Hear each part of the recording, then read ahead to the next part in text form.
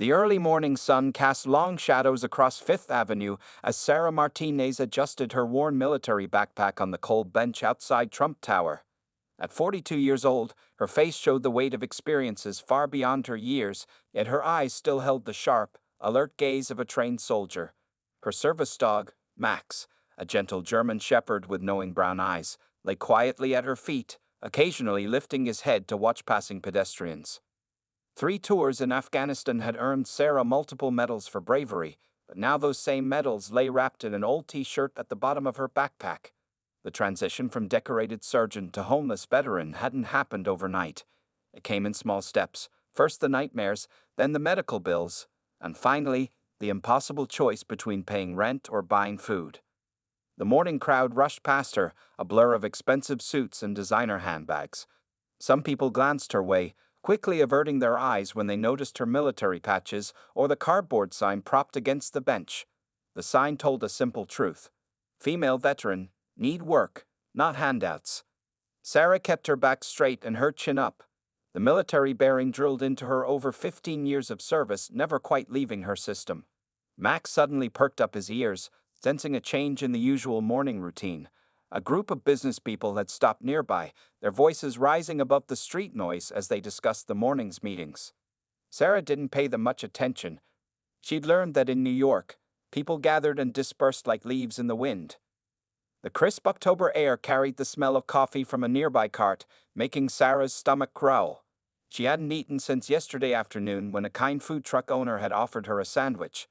Still, she resisted the urge to dig into her small emergency fund. 3 crumpled $5 bills hidden in her boot. Experience had taught her that money needed to last. Her thoughts drifted to her old unit as she watched a young mother hurry past with 2 children in tow. Just 3 years ago, Sarah had been leading supply convoys through Kandahar province, responsible for the lives of 12 soldiers and millions of dollars worth of equipment. Now, her greatest responsibility was finding a safe place to sleep each night and keeping Max fed. The morning sun continued its climb, warming the air slightly. Sarah pulled out a small notebook from her jacket pocket, opening it to reveal neat columns of business addresses and phone numbers. Each entry represented another attempt at finding work: warehouse managers, security companies, shipping firms. Next to each, she had carefully noted the responses. Position filled. Need current address. Will call back. The calls never came. A street vendor pushing his cart noticed her military patches and offered a free coffee. Sarah politely declined with a small smile and a thank you. Her pride was one of the few things she had left, and she guarded it carefully. The vendor nodded with respect and continued on his way, understanding in his eyes. Max's tail began to thump against the sidewalk as a group of pigeons landed nearby, searching for breakfast among the scattered crumbs. Sarah allowed herself a small smile at his restraint. Months of training had taught him to resist chasing birds, but his eagerness still showed. The service dog had been her constant companion through the worst of her PTSD episodes, and now through these difficult days on the streets. She checked her watch, a sturdy military-issue timepiece that had survived 3 combat tours and now counted the hours of civilian life. 9:15 a.m. Soon the morning rush would slow, and she would need to find another spot.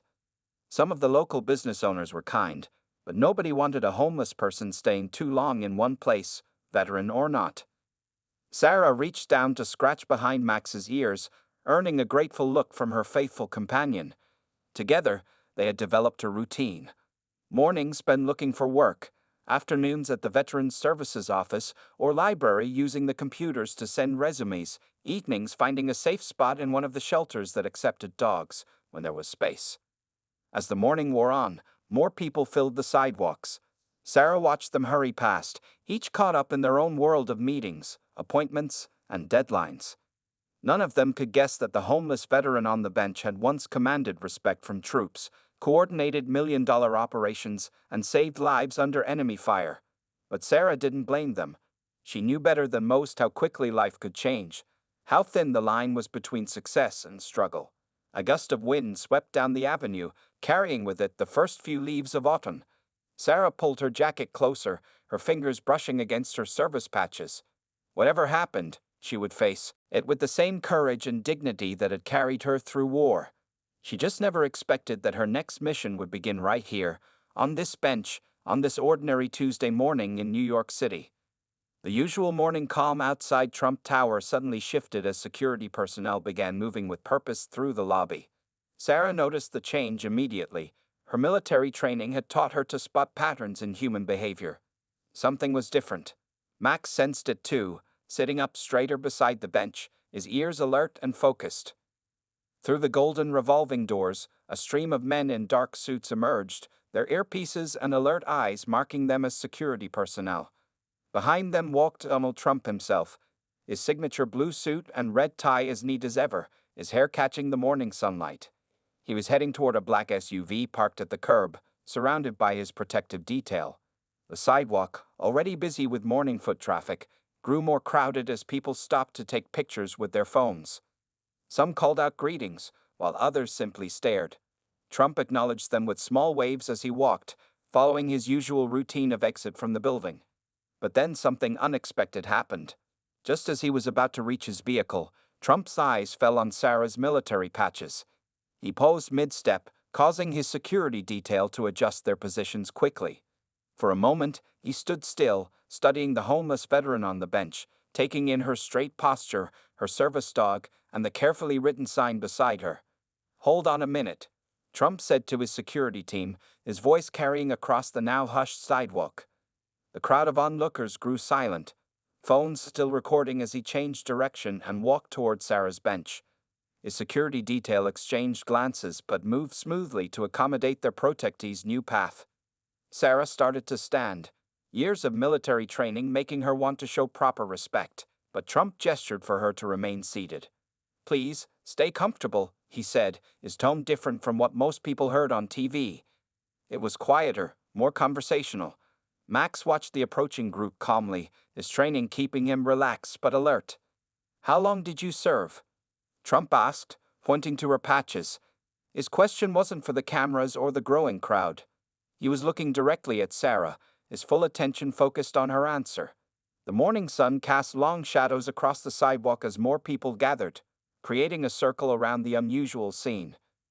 15 years, sir," Sarah replied, her voice clear and steady despite her surprise. 3 tours in Afghanistan, Sergeant First Class, Logistics Command. She didn't mention the medals or commendations. Those weren't what mattered now. Trump nodded, his expression thoughtful. "And now you're out here? With your service dog." He looked down at Max, who maintained his professional demeanor despite the attention. The crowd had grown larger, but remained surprisingly quiet, sensing they were witnessing something genuine and unplanned. Secret Service agents maintained their protective positions, but they too seemed struck by the unusual nature of the moment. One of them, wearing a small veteran's pin on his lapel, caught Sarah's eye and gave her a subtle nod of recognition. "Times got tough after discharge, sir," Sarah explained, maintaining her dignity. "Medical bills piled up and finding work has been." She paused, choosing her words carefully, more challenging than expected. Trump's face changed as he listened. The expression people usually saw on TV, the one full of bold statements and big promises, was replaced by something more contemplative. He glanced at his watch, then at the waiting SUV, then back at Sarah. "Cancel my next appointment," he said suddenly to his aide, who quickly pulled out a phone. The crowd murmured in surprise. Even the security detail raised their eyebrows, though they maintained their professional stance. "Ma'am," Trump addressed Sarah directly, "would you be willing to come inside and talk? Really talk about what's happening with our veterans?" He gestured toward Trump Tower's entrance. "And yes, your partner here is welcome too," he added, nodding at Max. The morning sun had fully risen now, gleaming off the tower's golden facade. Sarah looked at the offered hand, then at the towering building behind him. In her years on the streets, she learned to be cautious of offers that seemed too good to be true. But there was something different about this moment, something that felt less like charity and more like recognition. The crowd watched in silence as Sarah carefully gathered her few belongings. Max stood beside her, ready as always. The morning wind carried the sounds of traffic and city life around them, but on this small stretch of Fifth Avenue, time seemed to stand still as an unexpected encounter began to transform into something more significant than anyone could have predicted. The private office on the 26th floor of Trump Tower felt worlds away from the bench where Sarah had spent her morning. Sunlight streamed through floor-to-ceiling windows, offering a stunning view of Central Park. Max settled comfortably on the plush carpet beside her chair, his alert eyes taking in the new surroundings. Trump sat not behind his large desk, but in one of the chairs across from Sarah, creating a more casual atmosphere. He had removed his suit jacket and loosened his tie slightly, signaling this wasn't going to be a quick photo opportunity. "Tell me everything," he said, leaning forward with genuine interest. "Not just a short version. I want to know what really happens to our veterans after they come home." Sarah took a deep breath, her hands clasped in her lap. The weight of representing countless other veterans in similar situations wasn't lost on her. "It started with the nightmares," she began, her voice steady despite the difficulty of the subject. "They don't tell you how the memories follow you home." Trump listened intently as Sarah described her journey. The PTSD that made holding a regular job difficult. The medical bills that quickly drained her savings. The endless paperwork at the VA. The apartment she had to leave when the rent became too much. Through it all, she maintained her military bearing, speaking with the clarity and precision of a surgeon giving a mission report. "The hardest part," she continued, gesturing to a folder she pulled from her backpack, "is that I'm qualified for so many jobs." She showed him her resume. 15 years of logistics experience, management of million-dollar equipment inventories, coordination of international supply chains. But when they see I don't have a permanent address. Trump picked up the resume, studying it carefully. His expression grew more serious as he read through Sarah's qualifications. An A brought coffee, setting cups before them both, but Trump was too focused on the document to notice. "This is exactly what's wrong," he said finally, placing the resume on the coffee table between them. "We have highly trained veterans, experts in their fields, sleeping on benches while businesses complain they can't find qualified workers." Sarah nodded, taking a small sip of her coffee, the first hot drink she'd had in days. "Most of us don't want handouts, sir. We just need a chance to prove ourselves. But it's hard to look professional in a job interview when you're carrying everything you own in a backpack." The conversation shifted as Trump began asking specific questions about the challenges veterans faced. How long did VA appointments take to schedule? What were the biggest obstacles to finding housing? What skills did most veterans have that civilians didn't understand? Max shifted positions, laying his head on Sarah's foot, his way of providing comfort when she talked about difficult topics. She reached down to scratch his ears, drawing strength from his presence as she detailed the frustrations of navigating civilian life after years of military structure. "You know," Trump said thoughtfully, "I've heard these stories before, but seeing it firsthand." He stood up and walked to the window, looking out over the city. "We spend millions training soldiers to be the best in the world. Then he turned back to face Sarah, "we just leave them to figure it out alone." Sarah straightened in her chair. "Sir, if I may, most of us are still fighting. Just different battles now. We don't need sympathy. We need access to the same opportunities we fought to protect." Trump nodded slowly, a plan clearly forming in his mind. He pressed the intercom button on his desk. "Get me Bob from Veterans United on the phone," he said to his assistant. "And call John at Global Logistics. Actually, get my whole business contact list ready." Turning back to Sarah, his expression had changed from concern to determination. "Here's what we're going to do," he began, pulling his chair closer. "First, you're getting a proper meal. Then, we're going to make some calls. I know at least 20 companies that would be lucky to have someone with your experience." The morning light had shifted, casting long rays across the office floor. Outside, the city continued its busy pace, unaware of the conversation taking place high above its streets. But in that moment, as Sarah sat straighter in her chair and Max wagged his tail gently against the carpet, something more than just a chance meeting was taking shape. It was the beginning of what would become a much bigger story about change, opportunity, and the true meaning of supporting our veterans. The next few hours in Trump Tower moved at an incredible pace. Trump's office had transformed into a command center of sorts, with assistants moving in and out, phones ringing, and plans taking shape.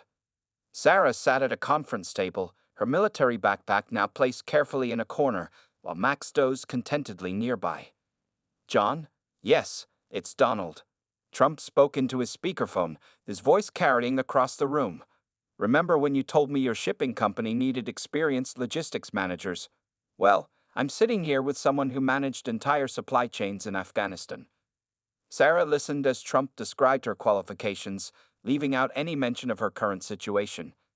He spoke about her leadership experience, her technical skills, and her proven ability to handle complex operations. It wasn't charity he was offering, it was a business opportunity. The conversation with John was just the beginning. Throughout the morning, Trump made call after call to his business contacts. Some were old friends, others were business competitors, but each call followed the same pattern, a focus on Sarah's abilities, not her circumstances. Between calls, an unexpected visitor arrived, Trump's personal tailor. "You'll need proper business attire for these interviews," Trump explained simply when Sarah began to protest. The tailor worked quickly and professionally, taking measurements while treating Sarah with the same respect he showed to all his high-profile clients. "Sir, I don't know how to repay," Sarah began, but Trump cut her off with a wave of his hand. "The best way to repay me is to help other veterans once you're back on your feet," he said firmly. "That's all I ask." By early afternoon, 3 interviews had been scheduled for the following day. Trump's assistant had arranged for a hotel room nearby, one that welcomed service dogs, and had already sent someone to pick up professional attire in Sarah's size. The media had gotten wind of the story by now. Phones were ringing constantly with reporters wanting comments about the former president spending his morning helping a homeless veteran. Trump ignored most of the calls, focusing instead on making actual progress. "Here's what's going to happen next," Trump said, sitting down across from Sarah with a notebook. "You got 3 interviews tomorrow. My car will pick you up at 800. Yes, I still remember military time," he added with a small smile. "The hotel has your reservation, and there's a card for meals and necessities." Sarah sat straight in her chair, her military bearing now matched by a new sense of hope. "Sir, this is more than I ever expected." "It's less than you deserve," Trump interrupted. "But it's just the beginning. While you're interviewing tomorrow, I'm meeting with some people about veteran housing programs. Your story. It's opened my eyes to how much more needs to be done." A young assistant entered with a garment bag. Sarah's new interview suit had arrived. Another brought a folder containing printed copies of her polished resume, interview schedules, and business cards for her contacts. "One more thing," Trump said, reaching for his phone again. "I'm calling my friend at the VA. We're going to fast-track your medical appointments. No more waiting months to see a doctor." The afternoon sun cast long shadows across the office as the day's activities began to wind down.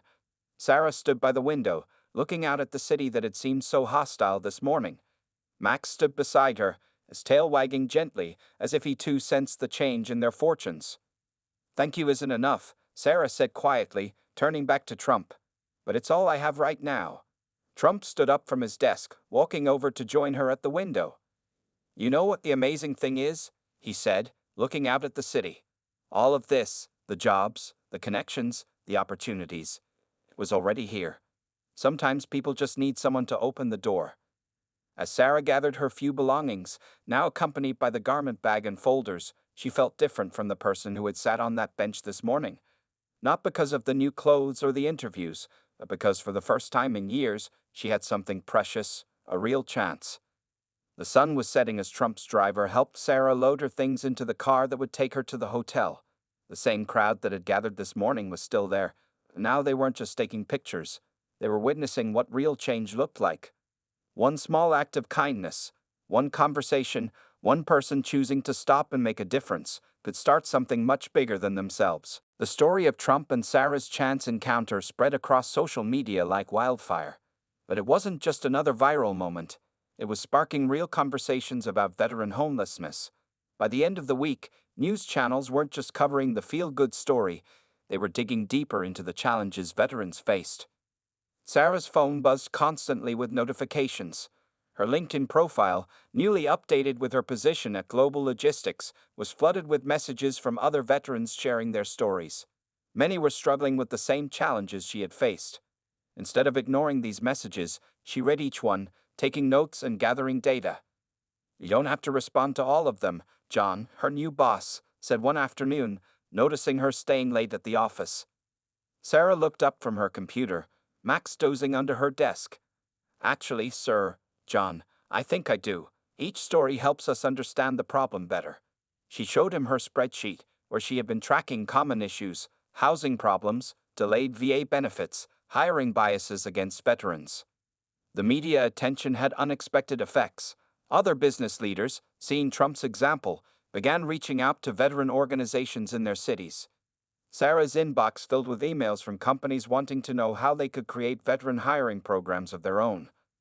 One evening, as Sarah was settling into her new apartment, a simple but comfortable place near work that welcomed service dogs, her phone rang. It was Trump. "Have you seen the news?" he asked without preamble. "Your story got the attention of some people in Washington. They want both of us to testify before Congress about veteran employment programs." Sarah sat down on her new couch, Max immediately jumping up beside her. "Congress, sir? I'm not sure I'm qualified." "You're exactly who they need to hear from," Trump interrupted. "Not politicians, not bureaucrats. Someone who's lived it and can explain what really needs to change." The next day at work, Sarah noticed something different. Veterans were showing up at Global Logistics, resumes in hand, asking about jobs. John had instructed HR to give priority to veteran applications, and the company was already seeing positive results. Veterans brought skills that were hard to find: crisis management, leadership under pressure, attention to detail. During her lunch break, Sarah walked to her old spot near Trump Tower. The bench was occupied by another homeless veteran, a young man with a Marine Corps hat. She sat down beside him, Max settling at her feet. "Rough transition?" she asked quietly. The young Marine nodded, surprised by her professional appearance yet understanding in her eyes. Sarah pulled out her business card. "Come by Global Logistics tomorrow at 9 a.m. Ask for me," she paused. "And bring your DD 214. We're hiring veterans." That evening, Sarah attended a meeting of the Operation New Start Advisory Board. The temporary housing program was taking shape faster than anyone expected. 3 real estate developers had offered buildings, and veteran support organizations were coordinating to provide services. Trump arrived halfway through the meeting, having just finished several media interviews about the initiative. "The momentum is building," he announced to the room. 5 more cities want to start similar programs. Sarah, we'll need your help training their teams." As the meeting continued, Sarah's phone buzzed with a text message. It was from the young Marine she'd met that morning. "Thank you for stopping. It means a lot just to be seen." Sarah looked around the conference room, filled with people working to create change. 6 days ago, she had been homeless, invisible to the rushing crowds. Now she was part of something bigger, a movement that started with one person choosing to stop and talk. Later that night, in her new apartment, Sarah updated her journal, a habit from her military days. She wrote about the young Marine, about the congressional testimony preparation, about the growing network of companies opening their doors to veterans.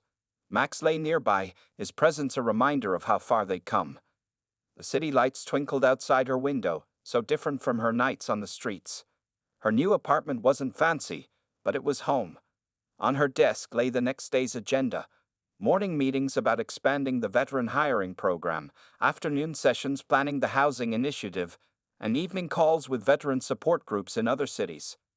Sarah thought about how a single moment, one person choosing to stop and truly see another, could create such wide-reaching change. The ripples of that morning encounter weren't just changing her life. They were building into a wave that could help thousands of other veterans find their way home. 3 weeks into her new job at Global Logistics, Sarah's office had become a hub of activity. Her walls displayed maps showing veteran unemployment rates across the country, alongside photos of successful veteran placements in various companies. Max had his own corner with a bed, where he could watch the steady stream of visitors coming to learn about the company's veteran hiring program. The transformation in Sarah's life went beyond her professional success. Her new apartment, once empty except for basic furniture, now felt like a home.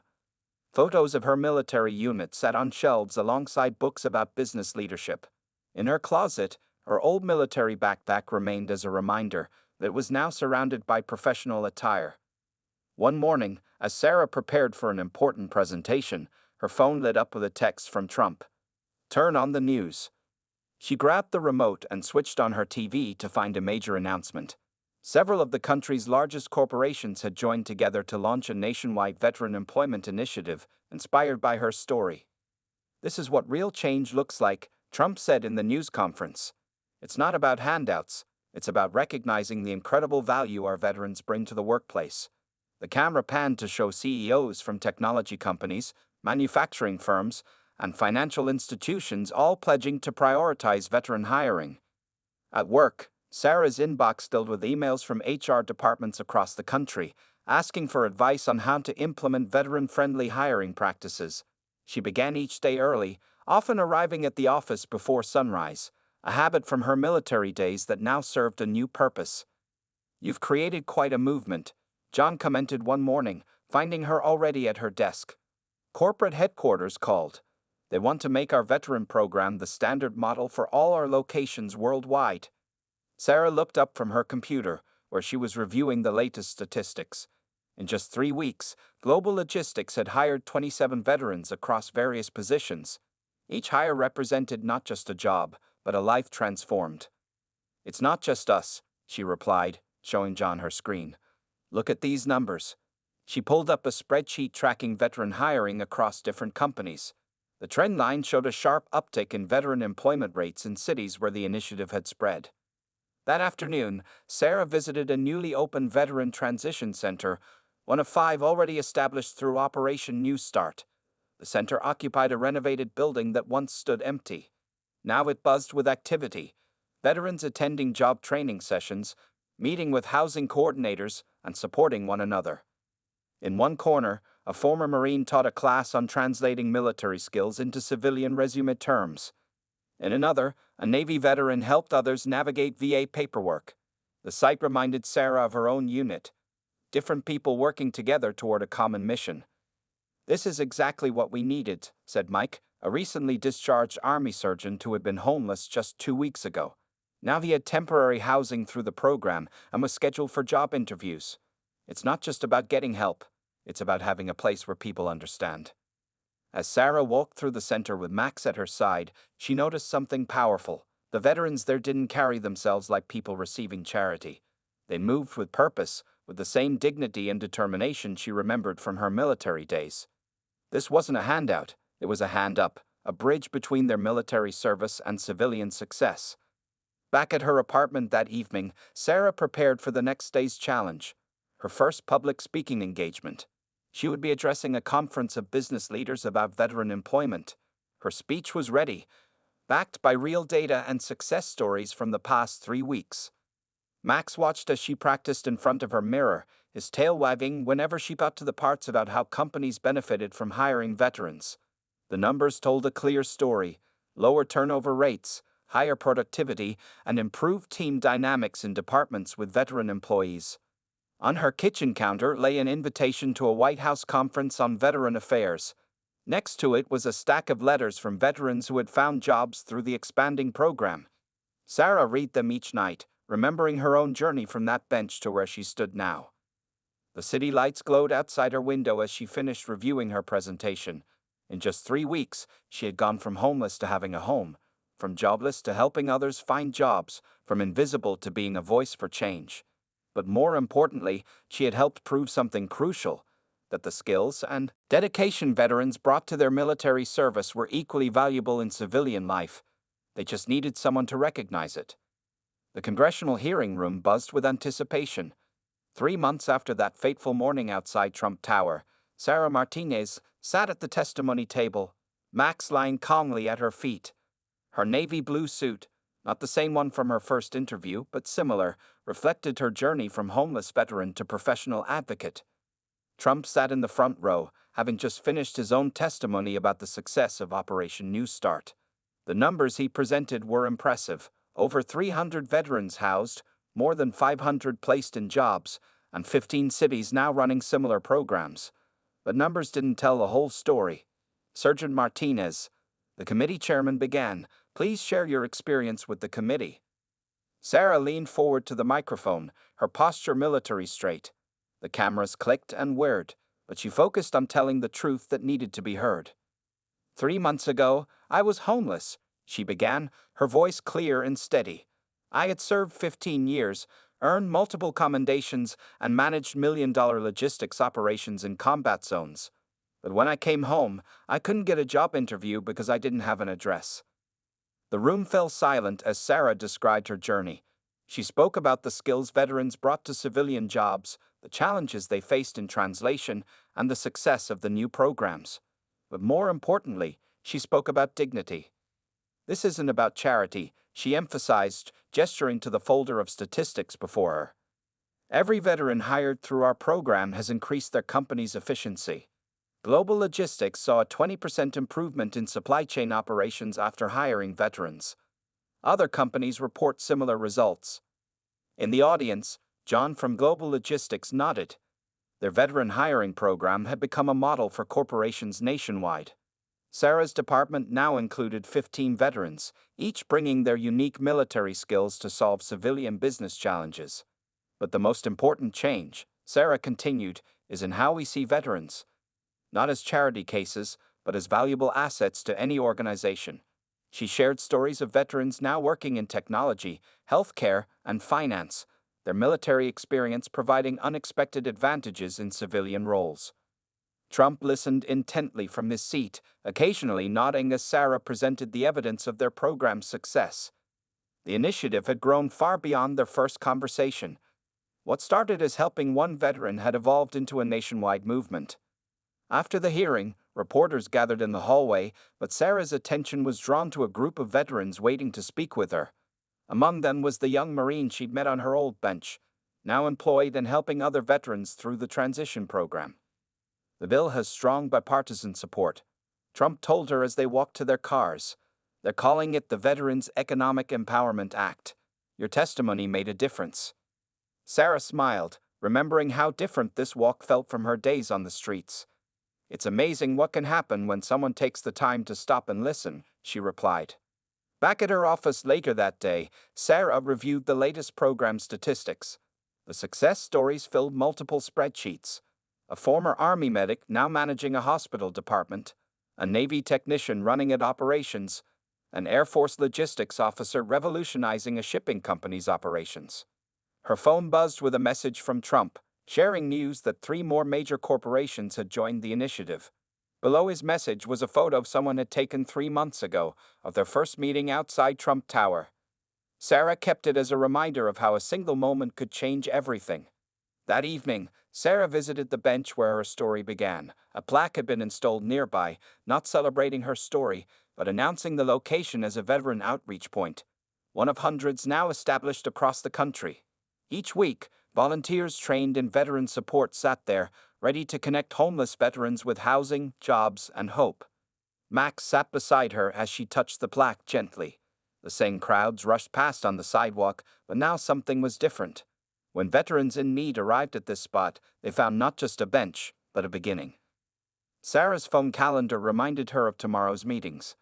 A training session for new veteran hires at Global Logistics, lunch with congressional staffers to discuss expanding the program, and an evening event welcoming more companies to the initiative. As the sun set over New York City, Sarah thought about the ripples of change that had spread from this spot. What had started as one person choosing to stop and help had grown into something that would outlast them all. A fundamental shift in how America welcomed its warriors home. The bench that had once been her bed now represented something more. A reminder that sometimes the biggest changes start with the smallest choices, and that everyone deserves not just help, but the chance to help others. That, Sarah realized, was the most lasting impact of all.